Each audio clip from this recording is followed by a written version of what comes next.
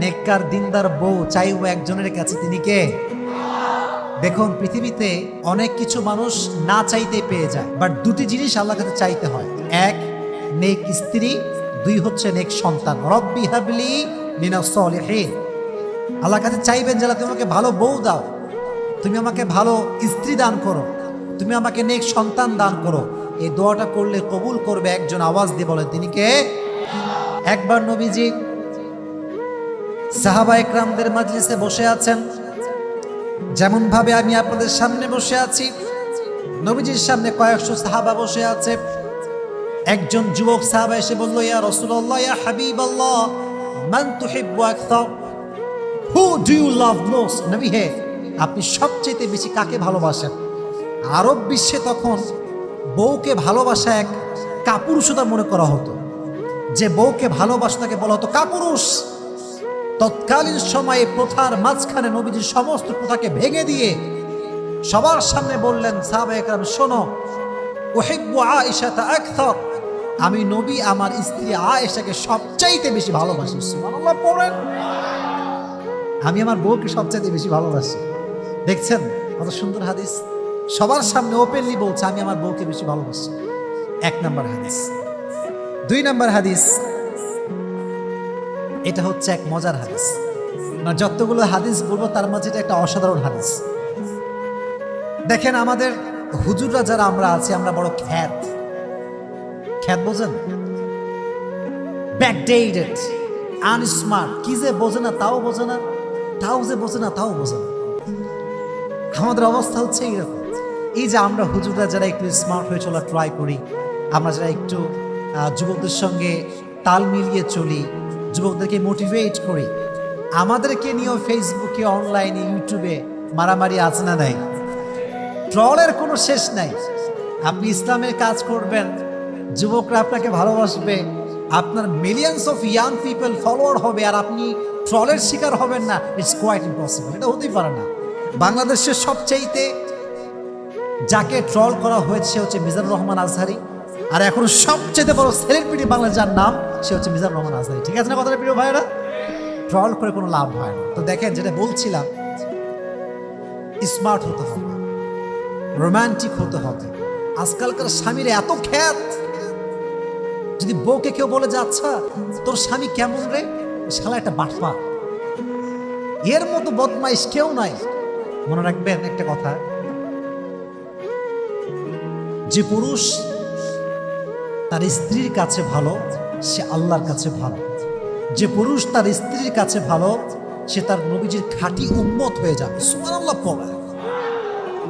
এবার হাদিসটা শুনুন, নবীজি কতটা রোমান্টিক ছিলেন, কতটা সুন্দর ব্যবহার তার ছিল। একবার যুদ্ধ করে নবীজি ফিরে আসছিলেন বাসার দিকে। সমস্ত সাহাবা একরাম নবীর সঙ্গে আছেন। তো হঠাৎ করে নবীজি বললেন, এই তোমরা সবাই যাও, সামনে আগাও, আমি আর আয়েশা সবার পেছনে আসবো। যখন সব সাহাবা দূরে চলে গিয়েছে, একদম দূরে, তখন আয়েশাকে বলছে, নবীজি বলছেন, আয়েশা চলো আমরা একটা দৌড় প্রতিযোগিতা করি। ওই যে সামনে একটা পিলার দেখছো না, বিশাল বড় লম্বা পিলার, তুমিও দৌড়াবা আমিও দৌড়াবো, দেখবো যে কে আগে যেতে পারে। সুবহানাল্লাহ পড়েন। নবীজি দৌড়ের প্রতিযোগিতা করছেন, আর আজকে যদি হুজুরে বলে চলো একটু ঘুরে আসি, হ্যাঁ বেয়াদব, ফেতনার যুগ, কিসের ঘোরাঘুরি, বস চুপ করে বাড়ির মধ্যে বসে থাক। এরকম আমরা খ্যাত, আমরা রোমান্টিকনেস বুঝি না। তো নবীজি বলেন চলো দৌড়াই। এবার নবীজি দৌড়াতে শুরু করলেন। আয়েশা রাদিয়াল্লাহু তাআলা আনহা নবীজির সঙ্গে দৌড়াতে শুরু করলেন। দুজন দৌড়াচ্ছে, কিন্তু আয়েশা রাদিয়াল্লাহু তাআলা আনহা একটু স্লিম ছিলেন, পাতলা, আর নবীজি একটু বেশি, আয়েশার থেকে একটু বডি বেশি ছিল। মনে রাখবেন, যখন মানুষ দৌড়ায়, যে চিকন বেশি সে আগে যায়, আর যে একটু মোটা সে পেছনে থাকে। তো হাদিসে এসেছে আয়েশা রাদিয়াল্লাহু তাআলা আনহা নবীজির চাইতে আরো সামনে এগিয়ে গেলেন। নবীজি আসার আগেই আয়েশা রাদিয়াল্লাহু তাআলা আনহা ওই খুঁটির কাছে পৌঁছে গেলেন। হাঁপাতে হাঁপাতে বললেন, নবী আপনি আমার সঙ্গে পারলেন না, আজকে আমি জিতে গেলাম, আজকে আপনি হেরে গিয়েছেন। সুবহানাল্লাহ পড়ে। রোমান্টিকনেস কাকে বলে? বউকে আদর যত্ন ভালোবাসা কাকে বলে? আবার আরেকটা হাদিসে আসছে, এইটা হওয়ার পরে আরো অনেক দিন পরে নবীজি আবার যুদ্ধ থেকে বাসায় ফিরছেন। এবার আয়েশা রাদিয়াল্লাহু তাআলা আনহা বলছে, নবী চলেন, আজকে আবার হয়ে যাক, দেখি কে পারে আজকে। আগের বার কে জিতেছিল? আবার বলেন, আগের বার কে জিতেছিল? তো নবীজি বলছে, আগের বার হারছি, আবার যদি আজকে হারি মান সম্মান থাকবে না। তো নবীজি বলছে, ঠিক আছে চলো, আজকে আমরা আবার ট্রাই করি, লেটস গো, শুরু করো, চলো যাই। এবার দুইজন দৌড়াতে শুরু করছে, কিন্তু হাদিসে এসেছে এবার আয়েশা রাদিয়াল্লাহু তাআলা আনহা আগের বারের চাইতে এবার একটু স্থূল হয়ে গিয়েছেন, একটু মোটা হয়ে গিয়েছে। তো যখন দৌড়াতে শুরু করেছে, নবীজি আয়েশার চাইতে একটু সামনে এগিয়ে গিয়েছে, আর দৌড়ে গিয়ে ওই খুঁটিকে ছুঁয়ে বলছে, আয়েশা হাদিহি বিতিলকা, আগের বার তুমি আমারে হারাইছো, আজ আমি তোমারে হারাই দিলাম। সুবহানাল্লাহ পড়ে। তাহলে এই যে খুনসুটি ভালোবাসা, এটা স্বামী স্ত্রীর মাঝে রাখার দরকারটা যুবক ভাইয়েরা আছে না নাই? এজন্য এই হাদিস থেকে আমি এটাই বলতে চাচ্ছি যে স্বামী যদি স্ত্রীকে ভালোবাসে, স্ত্রী যদি স্বামীকে ভালোবাসে, আরশে আজিম থেকে খুশি হয়ে যায়, একজন জবান খুলে বলে তিনি কে? এবারে তাকবীর দেন, লিল্লাহি তাকবীর, লিল্লাহি তাকবীর। তাহলে বোঝা গেল নবীজি আয়েশাকে খুব কম ভালোবাসতেন, খুব কম ভালোবাসতেন। তো তোমাদের যখন বউটো হবে, তোমরা খ্যাত হবা না রোমান্টিক হবা? লজ্জা পায়, দেখছেন, এখনই লজ্জা পায়। বলেন, খ্যাত হবেন না রোমান্টিক হবেন? নবীজি কি আনরোমান্টিক ছিলেন না রোমান্টিক ছিলেন? আল্লাহ আমাদের সবাইকে নবীজির মতো স্বামী হওয়ার তৌফিক দান করুন, সকলেই পড়া আমিন। এবার আর একটা মজার হাদিস শুনুন। আচ্ছা বলেন তো, আফ্রিকার মানুষ দেখতে অনেক ফর্সা হয়, তাই না ভাই? তারা হয় নিগ্রো, অনেক কালো হয়, এটা আল্লাহর সৃষ্টি, এখানে হাসার কোনো কারণ নেই। তারা হচ্ছে নিগ্রো জাতি, অনেক কালো হয়। তো আরবে মাঝে মাঝে ইথিওপিয়ার লোকেরা আসতো, কালো দেখতে, তার বিভিন্ন খেলা দেখাতো, খেলা যেটাকে আমরা বলি সার্কাস। আমরা বলি কি? তৎকালীন সময়ের সার্কাস ছিল তরবারি দিয়ে খেলা। কি দিয়ে খেলা? তরবারি দিয়ে। তো হাদিসে এসেছে একবার তরবারি দিয়ে হাবশিরা খেলছিল, ইথিওপিয়ার লোকেরা খেলছিল। এটা হচ্ছে ঘর, এটা হচ্ছে জানালা। এটা কি ভাই? জানালা। তো মাঠে খেলছে, ইথিওপিয়ার লোকেরা কোথায় খেলছে? মাঠে। তো তরবারি যখন আমরা বাড়ি মারি একটা আরেকটার সঙ্গে, একটা আওয়াজ আছে না নাই? তো আওয়াজ শুনে আয়েশা বলছে, নবী হে, আমি দেখতে চাই, আমার বড্ড মন চাচ্ছে, চলো না, নিয়ে যান আমাকে, চলেন একটু ঘুরে আসি। তো নবীজি কত ভালোবাসা, দেখেন কত সুন্দর হাদিস। নবীজি বলছে, ঠিক আছে, যদি তুমি পর্দা উঠায় দাও বা জানালা খুলে দাও, তবে তোমাকে মাঠ থেকে মানুষ দেখতে পারে। আর স্ত্রীকে কেউ দেখবে, এটা কোনো স্বামী কি সহ্য করতে পারে? বাংলাদেশে পারে? বাংলাদেশে সবই সম্ভব। আজকাল দেখবেন বাংলাদেশে স্বামী স্ত্রী মাশাআল্লাহ ব্লগ চলতেছে ঘুমাইয়া, বউরে দেখাচ্ছে আরামে, মানে বউটা হচ্ছে তার ইনকামের সোর্স। বউয়ের রূপ দেখাবে, টাকা আসবে। নাউজুবিল্লাহ পড়লেন না আপনারা? তোমাদেরকে সবাইকে বলছে, যুবক ভাইরা শোনো, জীবনে হালালভাবে এত টাকা কামাবা যেন স্ত্রীকে দেখিয়ে টাকা পয়সা ইনকাম করতে না হয়। ঠিক না বলো যুবক ভাইরা? এত টাকা কামাতে হবে তোমাকে, খালি বউরে দেখায় ব্লগ করে বেড়াচ্ছে। এটা বড় মারাত্মক ফিতনা। এটা আমার বউ, আমি দেখব, পৃথিবীর কেউ আমার বউকে দেখার অধিকার রাখে? এবার দেখেন আমার দিকে তাকান, হাদিসটা প্র্যাকটিক্যালি বোঝাচ্ছে, প্র্যাকটিক্যাল। এটা হচ্ছে জানালা, এটা হচ্ছে মাঠ। তো নবীজি যেটা করলেন, জানালার কাছে এসে নবীজি দাঁড়ালেন। নবী ছিলেন আয়েশার সাথে একটু লম্বা, আয়েশা নবীর সাথে একটু ছোট ছিল।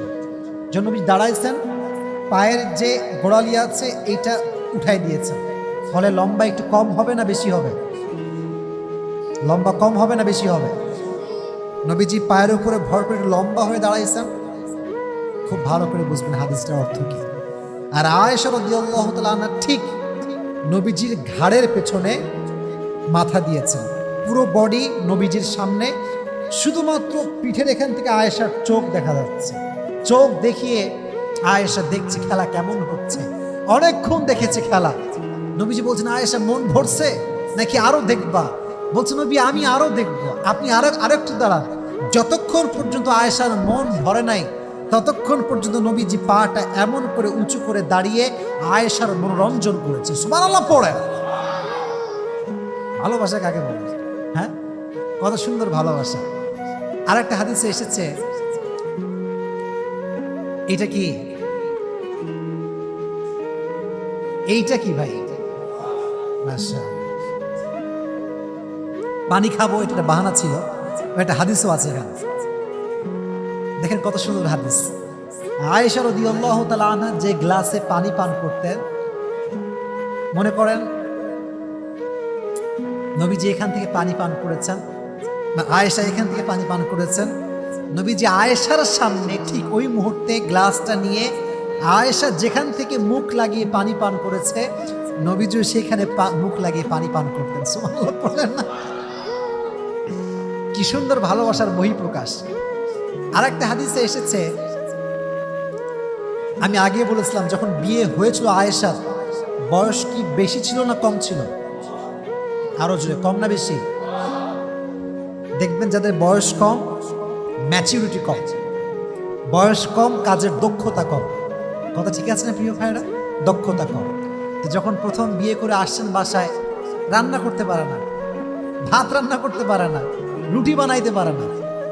তো নবীজি এতটা ভালোবাসতেন, শুরুর দিকে নবীজি নিজেই আটা নবীজি ঠিকঠাক করে আটা ছেনতেন এবং নবীজি নিজেই আয়েশাকে রুটি কেমন করে বানাতে হয় হাতে হাতে শিখাই দিতেন। সুবহানাল্লাহ পড়ে।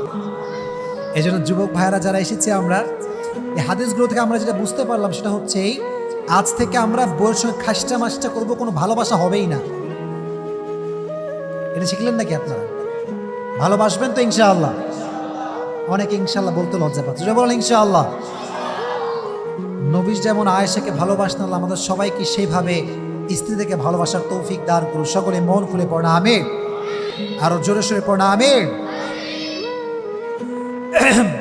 এবার আসেন এক ঘটনা। আয়েশার জীবন নিয়ে কথা বলতে গেলে একটি ঘটনা আপনাকে জানতে হবে, এটার নাম হচ্ছে ইফকের ঘটনা। এটার নাম কি? ইফক। বলেন কিসের ঘটনা? ইফকের ঘটনা। এটা আমরা একদম শেষের দিকে আছি, আমরা একটু পরেই শেষ করে আমরা দোয়া করে দিব। আপনার সবাই বিরক্ত হয়ে গেছে নাকি প্রিয় ভাইরা? বিরক্ত হয়ে গেছেন নাকি আপনারা? তাহলে তাকবীর দেন, লিল্লাহি তাকবীর, লিল্লাহি তাকবীর। ইফক মানে হচ্ছে অপবাদ দেওয়া, অপবাদ। মাঝে মাঝে মিথ্যা অপবাদ আমাদের নামে আছে না নাই? মাঝে মাঝে নিজের নামে এমন কিছু শুনি যা আমি নিজেই জানি না। বন্ধু বান্ধবরা কয়, কিরে তুই নাকি 3টা প্রেম করিস? কি বেটা, আমি মেয়ে খুঁজে পাচ্ছি না বিয়ে করার জন্য, তুই 3টা প্রেম কই দিয়ে পাই? দেখবেন মাঝে মাঝে আমরা এমন কিছু শুনি যা আমরা নিজেরাই জানি না। তো অপবাদ, এটা হচ্ছে অপবাদের ঘটনা। হাদিসটা ভালো করে শুনুন। একবার আয়েশা রাদিয়াল্লাহু তাআলা আনহা নবীজির সঙ্গে ফিরে আসছিলেন, ঘুরতে গিয়েছিলেন, ঘোরা থেকে ফিরে আসছিলেন। হঠাৎ করে প্রকৃতির ডাকে সাড়া দেওয়ার জন্য আয়েশা রাদিয়াল্লাহু তাআলা আনহা উট থেকে নামলেন। উট, এখন চলে বাস, এখন আছে কার, এখন আছে বাইক। তৎকালীন সময় ছিল 2টা জিনিস, এক হচ্ছে ঘোড়া আর একটা উট। তো উটের উপরে ছিল একটা হাউদাজ, এটা হচ্ছে আরবি শব্দটা, বাংলা হচ্ছে পালকি। এটা নাম কি? আগের যুগে বিয়ে হতো কিসে চড়ে? পালকিতে চড়ে। তো আয়েশা রাদিয়াল্লাহু তাআলা আনহা পালকিতে ছিলেন, প্রকৃতির ডাকে সাড়া দেওয়ার জন্য পালকি থেকে নেমেছেন। যখন নেমে গিয়েছেন, যখন ফিরে আসবেন তখন দেখছেন যে একটা গলায় লকেট ছিল, লকেটটা নাই। তিনি আবার গিয়েছেন লকেট খুঁজবার জন্য। লকেট খুঁজতে খুঁজতে এত দেরি হয়ে গিয়েছে যে পুরো কাফেলা আবার ফিরে চলে গিয়েছে। এখন বলবেন, হুজুর যারা উট টানছিল তারা তো অবশ্যই বুঝবে, কারণ একটা মানুষ উঠলে উঠের যে বোঝা এটা হালকা হয় না ভারী হয়? এর ব্যাখ্যা হচ্ছে এই যে আয়েশা অনেক চিকন ছিলেন, স্লিম ছিলেন, ফলে উঠলেও আহামরি বোঝা যেত না। সাহাবা একরাম মনে করছে অবশ্যই উঠে গিয়েছে, তারা ফিরে আসছে। তো আয়েশা যখন ফিরে এসেছে দেখছে উট নাই, কাফেলা আর নেই, তখন তিনি ভাবলেন যে আমি এখানে অপেক্ষা করি, একটু পরে নবী করিম সাল্লাল্লাহু আলাইহি ওয়াসাল্লাম অবশ্যই একজন লোক পাঠাবেন আমাকে নেওয়ার জন্য। তো একটু পরে একজন লোক, যার নাম ছিল সফওয়ান ইবনে মুআত্তাল, সফওয়ান ইবনে মুআত্তাল, তিনি আসলেন। দেখলেন যে মরুভূমির মাঝখানে একজন মেয়ে কাপড় মুড়ি দিয়ে শুয়ে আছেন। যখনই তিনি মুখ খুলেছেন, কাপড় হটিয়েছেন, তিনি বুঝতে পারেন এটা হচ্ছে নবীজির একমাত্র কুমারী স্ত্রী আয়েশা রাদিয়াল্লাহু তাআলা আনহা। তিনি বলতে শুরু করলেন, ইন্না লিল্লাহ ইন্না লিল্লাহ ইন্না লিল্লাহ। এটা কি হয়ে গেল? মরুভূমির মাঝখানে আপনি শুয়ে আছেন, কোনো কথা বললেন না, চুপচাপ উটের পিঠে আয়েশা রাদিয়াল্লাহু তাআলা আনহা বসলেন। তিনি নিজে হাত দিয়ে ধরে ধরে ধরে তিনাকে ফিরিয়ে নিয়ে আসলেন। এদিকে মুনাফিকদের সর্দার আব্দুল্লাহ ইবনে উবাই ইবনে সালুল শুরু করে দিল অপবাদ, গোটা আরবে ছড়িয়ে দিল যে মুহাম্মদের স্ত্রী আয়েশা অমক ছেলের সাথে, তার নাম সফওয়ান ইবনে মুআত্তাল, জেনা করে বাসায় ফিরে এসেছে। নাউজুবিল্লাহ পড়লেন না? অপবাদ, কত পুত পবিত্র নারীকে অপবাদ দিয়েছে, আমি চিন্তা করতে পারেন? এই হাদিসটা আমি জানতাম না, রিসেন্টলি আমি খুব ভালো করে পড়েছি হাদিসটা নিয়ে। তো কি হয় বলবো, হাদিসটা অনেক কষ্টের হাদিস এবং অনেক শিক্ষা আছে হাদিসে। কিন্তু যার ব্যাপারে এত বড় অপবাদ সে জানেই না, তার নাম হচ্ছে আয়েশা রাদিয়াল্লাহু তাআলা আনহা, জানেই না। এই রুমরটা ছড়াতে ছড়াতে পুরো আরবটা গুরগম্ভীর হয়ে গেল, মারাত্মক একটা অবস্থা তৈরি হয়ে গেল। এমন একটা অবস্থা হয়ে গেল যা আয়েশার আত্মীয় স্বজনরাও এটা বিশ্বাস করতে শুরু করলো। নাউজুবিল্লাহ পড়লেন না? ইস, এই জন্য প্রিয় ভাইয়েরা, একটা কথা মনে রাখবেন, রক্তের মানুষকে সবচেয়ে বেশি কষ্ট দেয়। পৃথিবীতে সবচেয়ে মানুষ প্রতারিত হয় রক্তের মানুষের দ্বারা। এজন্য আমি সবসময় বলি, পর মানুষের কষ্ট নিয়ে ভাবার সময় আমার কাছে নাই, কারণ আমার রক্তের মানুষ আমাকে যে পরিমাণ কষ্ট দিয়েছে, তার কাছে পর মানুষের কষ্টের কোনো দাম আমার কাছে নাই। ঠিক না যুবক ভাইয়েরা? মানুষ রক্তের মানুষের দ্বারা সবচেয়ে বেশি কষ্ট পায়। তো দেখেন, নবীজি এমন একটা অবস্থা তৈরি হয়ে গেল, নবীজি নিজে আয়েশার কাছে আসলেন, আয়েশা তুমি যদি ভুল কিছু করে থাকো তুমি তওবা করে নাও। এইটা শুনে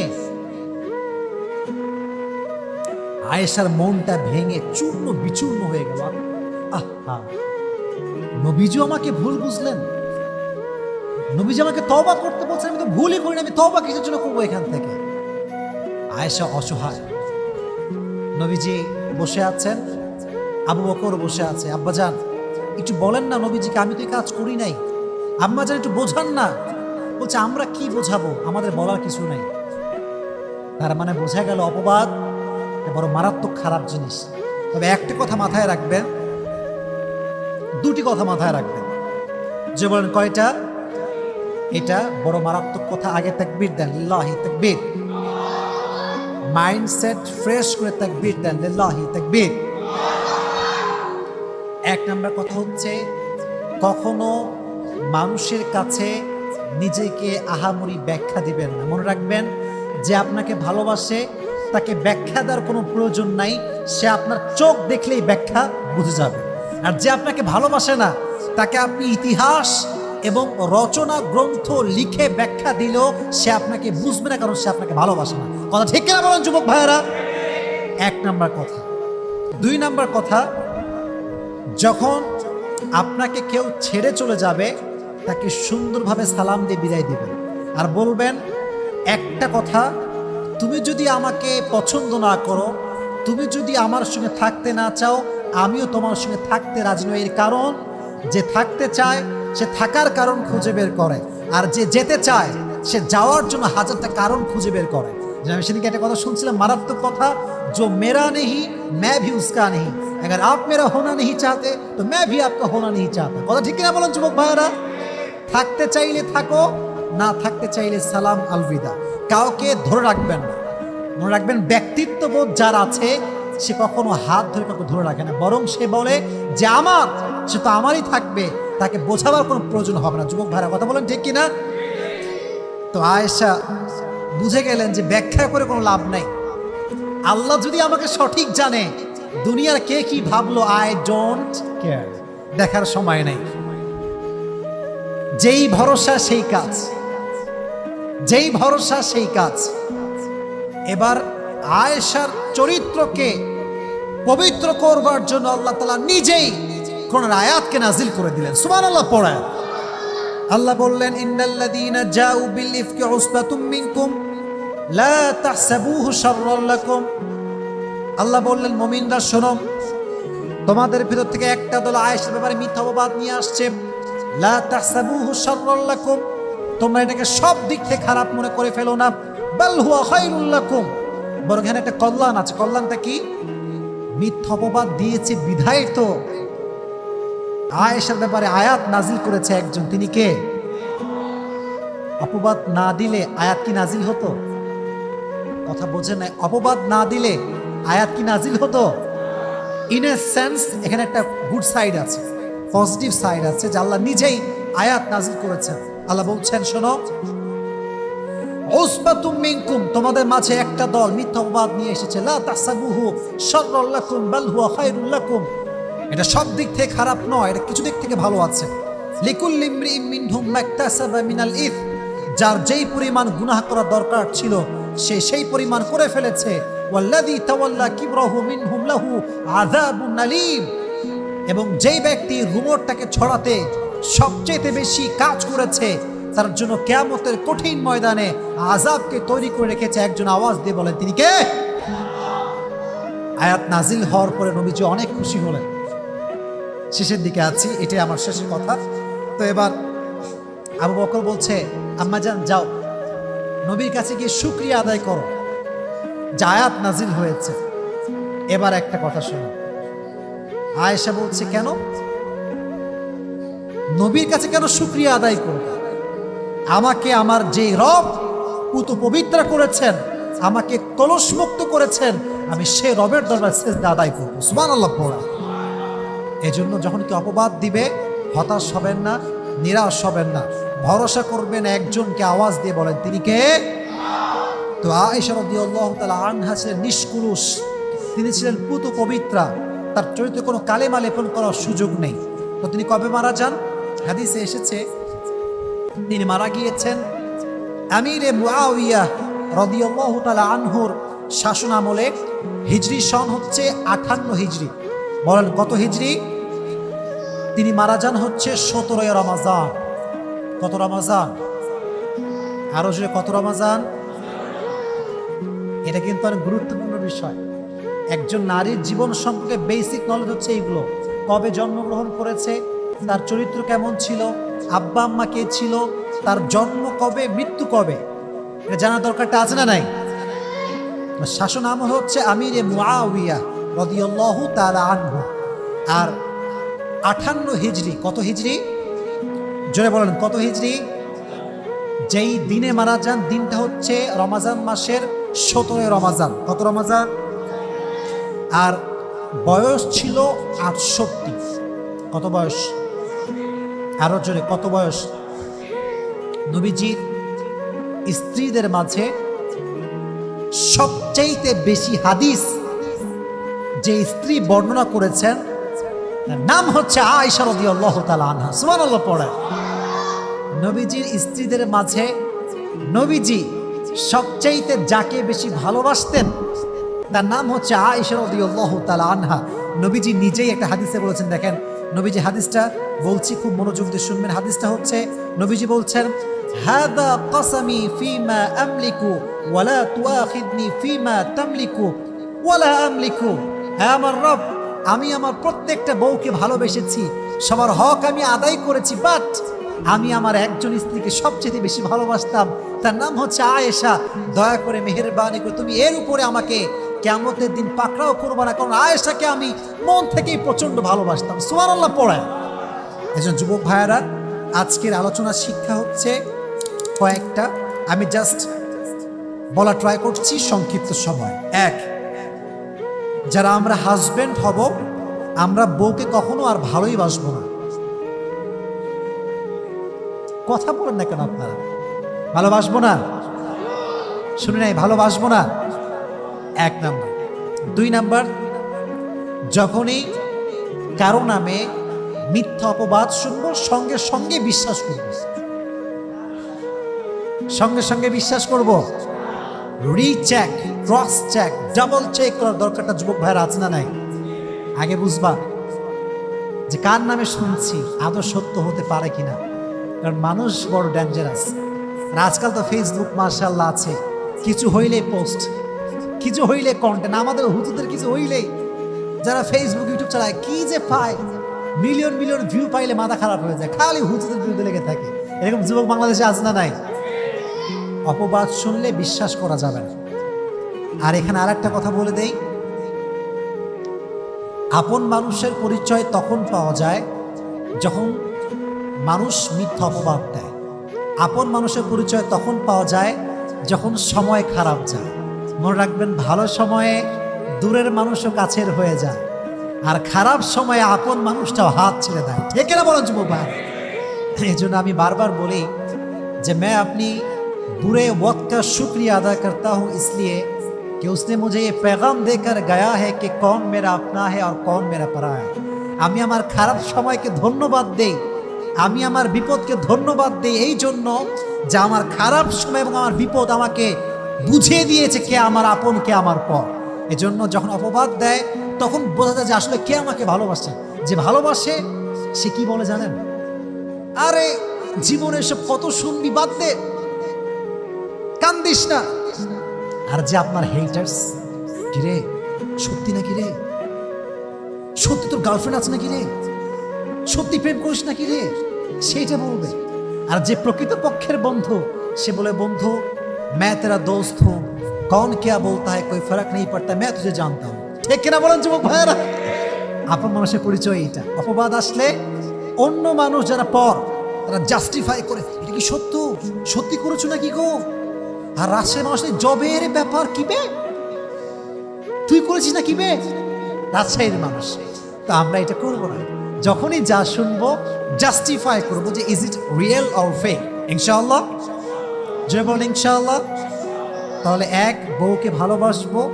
দুই হচ্ছে যাই শুনবো মিথ্যা অপবাদে বিশ্বাস করা যাবে না। রাজি আছেন তো ইনশাআল্লাহ? আর মেয়েদেরকে বলবো, আপনারা আজকাল খুব খারাপ হয়ে গিয়েছেন।